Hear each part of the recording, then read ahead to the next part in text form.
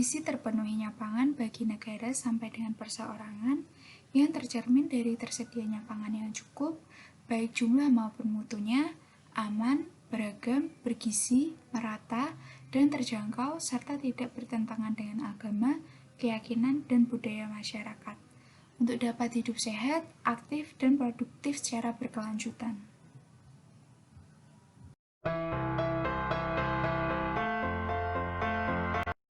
Ketahanan pangan dikatakan penting karena konsep dari ketahanan pangan itu sendiri, yang mana konsep dari ketahanan pangan ialah menyediakan pangan yang cukup, baik jumlah maupun mutunya, aman, merata, serta dapat terjangkau oleh semua penduduk.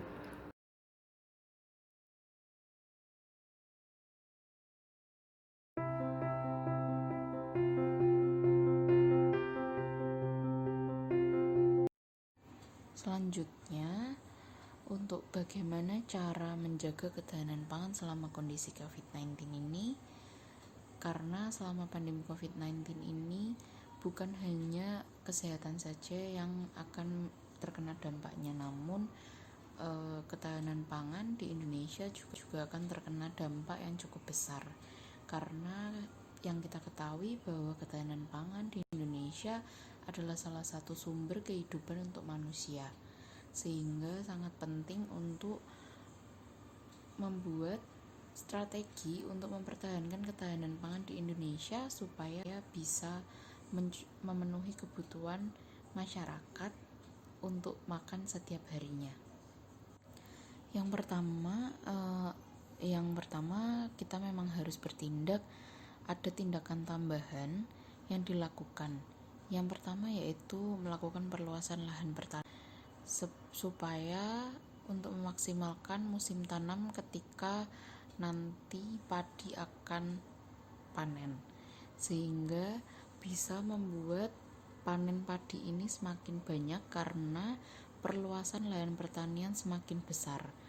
Kemudian yang kedua, perluasan ini akan diarahkan kepada daerah-daerah tertentu, bukan hanya nasional saja, karena yang seperti yang kita ketahui bahwa jika hanya pasok nasional, maka hanya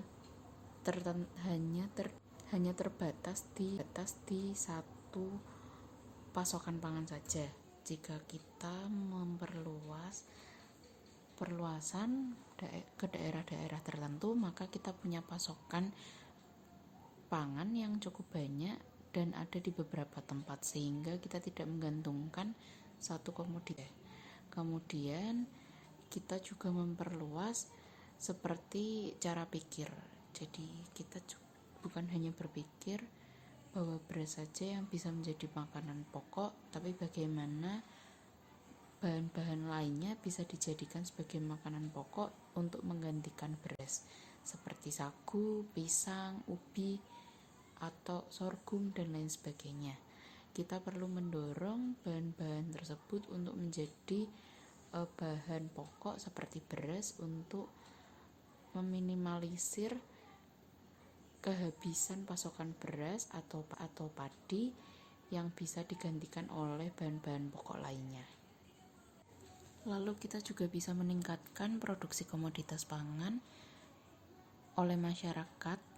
Di samping ketersediaan pangan dalam rumah tangga juga bisa dilakukan. Jadi ketersediaan pangan tangga perlu dimajukan karena untuk keluarga mereka masing-masing. Jadi kita membuat atau meningkatkan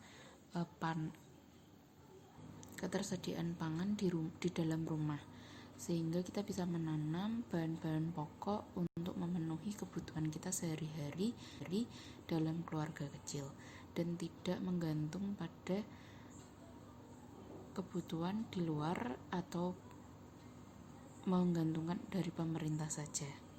Karena semakin besar proporsi pengeluaran pangan suatu rumah tangga, maka akan semakin rendah juga ketahanan pangannya, sehingga perlu adanya pemenuhan kebutuhan rumah tangga masing-masing sehingga bisa menekan atau membuat rendahnya ketahanan pangan ini menjadi lebih.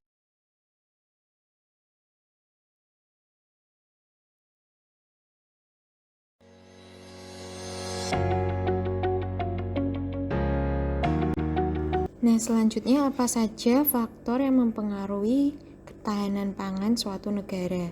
Yang pertama ada kondisi ekonomi, politik, sosial, dan keamanan. Ketahanan pangan akan dapat tercipta apabila aspek penting dalam suatu negara terpenuhi. Aspek ini ada 4 poin, yaitu kondisi ekonomi, politik, sosial, dan keamanan. Apabila salah satu dari keempat aspek tersebut tidak dapat berjalan dengan baik, maka dampaknya sangat meluas ke segi lainnya yang merugikan masyarakat termasuk ketahanan pangan. Lalu yang kedua ada sarana dan prasarana. Sarana dan prasarana adalah hal berikutnya yang mempengaruhi ketahanan pangan. Tanpa adanya sarana dan prasarana publik yang baik, proses pendistribusian komoditas pangan tentu akan mengalami hambatan. Selain sarana untuk pendistribusian, sarana ini juga penting untuk meningkatkan produktivitas komoditas pertanian. Contohnya saja mengenai pengadaan pupuk, benih unggul, dan sebagainya. Lalu, teknologi yang dikembangkan.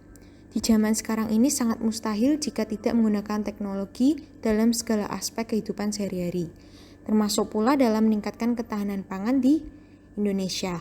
Penggunaan teknologi dapat digunakan pada saat proses tanam hingga masa panen komoditas pangan. Tujuannya adalah tentunya agar tanaman dan komoditas pangan aman selama proses pendistribusian dan digunakan oleh masyarakat.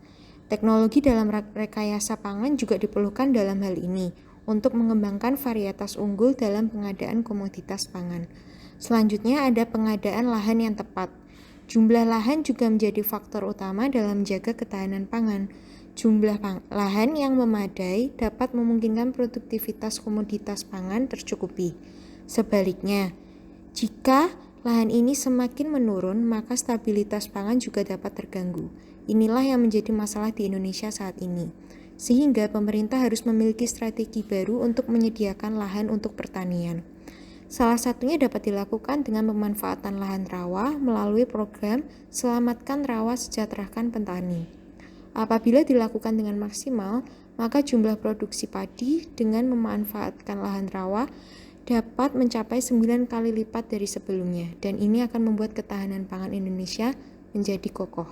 Selanjutnya ada iklim dan cuaca. Hal utama dalam mempengaruhi ketahanan pangan di Indonesia adalah mengenai iklim dan cuaca. Sederhananya, apabila cuaca dan iklim dalam keadaan baik, maka petani bisa menghasilkan produktivitas pertanian lebih dan persediaan pangan yang memadai.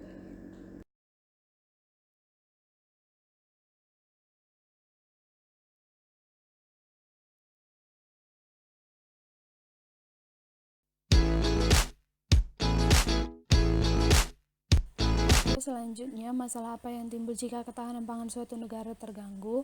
Akan terjadi krisis pangan yang dimana ketersediaan pangan dan kecukupan pangan tidak stabil, dan juga kemerataan pangan kepada masyarakat. Sistem distribusi pangan yang mendukung ketersediaan pangan juga tidak merata, dan itu akan mengakibatkan dampak kekurangan pangan yang dirasakan oleh masyarakat, yang dimana akan memicu kelaparan, kemiskinan, dan juga kekurangan gizi pada generasi muda.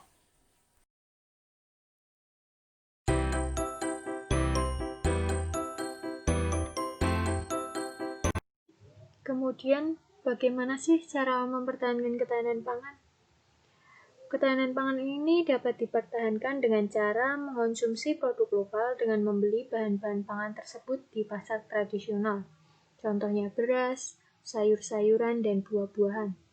Selain itu juga dapat dilakukan dengan cara memanfaatkan lahan yang sudah tidak produktif menjadi produktif kembali.